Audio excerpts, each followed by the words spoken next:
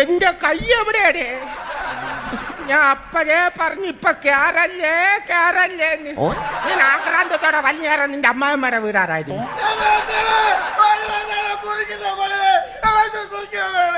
ഇതാര് ഭാഷയിലായത്? തൊണ്ടക്കുഴിറിയെന്നൊന്നാണ് അനുഭവിച്ചോ? ചുമ്മാ ഒന്നാമത് എൻ്റെ കാല് തലയെ തൊടാനില്ല.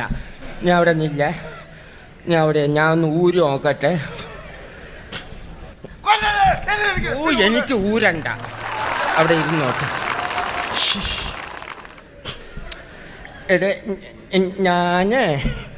എനിക്ക് ഇന്ന് കല്യാണത്തിന് ഉള്ളതാണ്.